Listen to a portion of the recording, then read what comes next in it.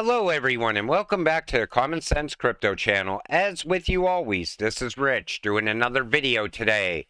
So I hope you're all having a wonderful day today wherever you are in this great world. We're going to talk a lot about crypto. I'm going to list this as an XRP video so you all get the notifications because it all ends with XRP in the end anyway. So Jim Cramer says they haven't been able to do anything to damage Bitcoin. It's a rebellion against the system. Is Jim turning bullish on Bitcoin? Now, usually anything you hear Jim say, you can expect the opposite to happen. But recently, I did a video where I show him saying how all crypto is pretty much garbage. Now, all of a sudden, he's changing his tune. Maybe he sees how the crypto space is starting to turn around, how the market's starting to rise. Senate Banking Chairman Sherrod Brown postponed hearings on the Bipartisan Safe Banking Act so his panel can focus instead on the congressional response to bank failures. Legislation to open bank services to marijuana businesses has become a casualty, at least for now, of the financial turmoil brought on by the collapse of Silicon Valley Bank and Signature Bank. So they don't want crypto touching the banking system. Now they don't want the marijuana business touching the banking system either. And you know, the marijuana business is absolutely booming inside the US. It grows year over year. So then you see the architects of Choke Point 2.0. You know Elizabeth Warren and you know Gary Gensler and most of the rest of these people. But I want to point out one, the Treasury, Nellie Lang. I'm going to talk about her later in this video. She actually talks about crypto like she actually feels it's safe. The Financial Stability Oversight Council in its 2022 annual report so late last year identified interest rate risk as an important risk in the financial system. Gary Gensler said about the collapse of Silicon Valley Bank. But then they went on to spread the narrative that crypto is dead. Crypto in the U.S. is dead for firms that have links to the U.S. financial system. One New York-based crypto trader whose company lost access to financing told DL News, to be useful in real life, it needs to be able to have APIs connected to banks. The government just nationalized the two networks that could do that in the U.S. Now it's like a scarlet letter to be an American in the crypto industry. And that's exactly what they did. They cut crypto out totally from the banking system. But at some point, they are going to welcome crypto with open arms. They're going to have to. They are going to need XRP. Wait and see. Yellen, climate change is an existential threat. Now, I feel what she's saying here is, if we can't blame crypto when the banks are falling apart any longer, we'll just blame it all on climate change later. Plus, she's probably also saying, you know, climate change is a big deal. We have to get carbon credits in place so we could tax American citizens even more. Let's be clear, the recent bank collapses of Silicon Valley Bank and Signature represent a massive failure in how we regulate our nation's banks. Today, our banking regulators agree with me. We need to strengthen the rules for big banks going forward. So now Elizabeth Warren is crying out for bank regulations, the same way she was crying out for crypto regulations. But nothing got done for almost 2 years, and nothing is probably going to get done for almost 2 years around the banks either. Fed is only delaying the day of reckoning, James Rickards says. Now, he goes on and he talks about the banking crisis, which isn't over. In fact, he says anyone who thinks the banking crisis is over has never lived through one. This is my 10th, starting with her stat, and this one is just getting started despite all the happy talk that the crisis is over. And I've been saying the same thing. You know, they always come out and they paint narratives that things are safe. Put your money in the bank. It's never been safer. But we know better. We see what's actually happening. They want to collapse out this system so they can usher in a new one.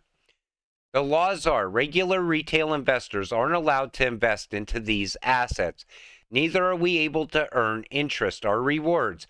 Neither should exchanges be offering crypto to anyone outside of accredited investors. Retail investors should not have their hands on it. They want us out. But let's talk about interest or rewards. Now, staking, it can lead to passive income if you're a crypto investor.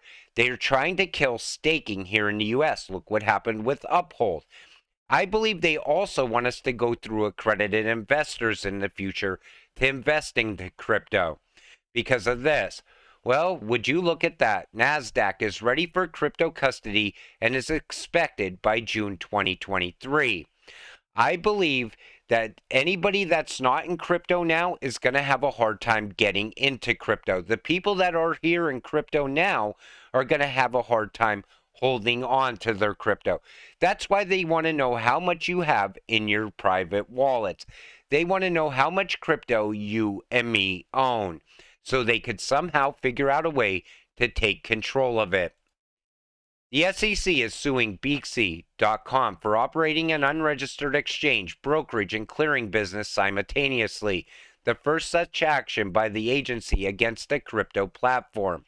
And when you go to their site, it says suspension of services on Beaksy Exchange. Regrettably, we are announcing the immediate suspension of services on the exchange due to the uncertain regulatory environment surrounding our business. We have made the difficult decision to cease operations.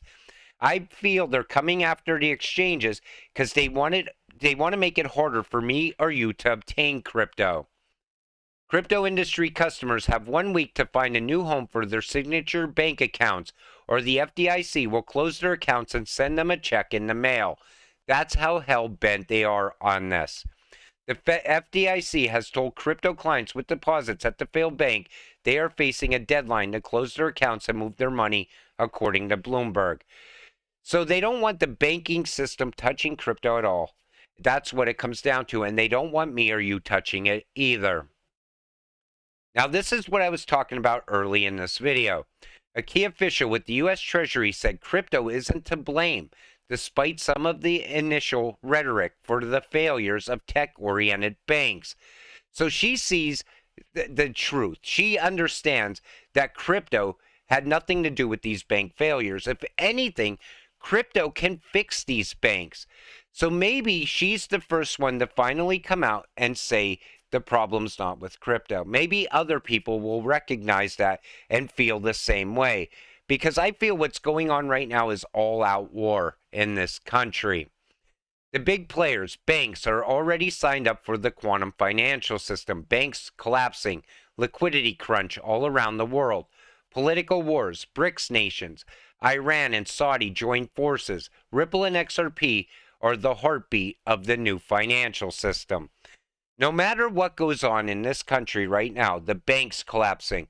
You see the BRICS aligning against the US dollar. Ripple has never looked better. Even when all the tech layoffs are happening, Ripple is still hiring, still expanding all throughout the world except here in the US. At some point, though, a major crash is going to happen. And when that crash happens, you got to be holding XRP. Because I still feel that anyone that has money in the bank is definitely going to get wiped out. I think they're pushing people into it by saying the banks are safe. Get your deposits out. Put them in the bank. It's never been safer. I think they're trying to create that wealth divide. I think what's going to happen, actually, we're going to see a transfer of wealth. And any XRP holder is definitely going to be part of the new 1%. But I just wanted to do a quick video on this. This was kind of like a part 2 to the other video I made on XRP. And it all ends up with XRP in the end. That's what this all comes down to. But with that said, I'm going to wrap up this video. I want to thank you all for watching. I appreciate all of you watching my videos. We'll see you in the next one. Have a great night.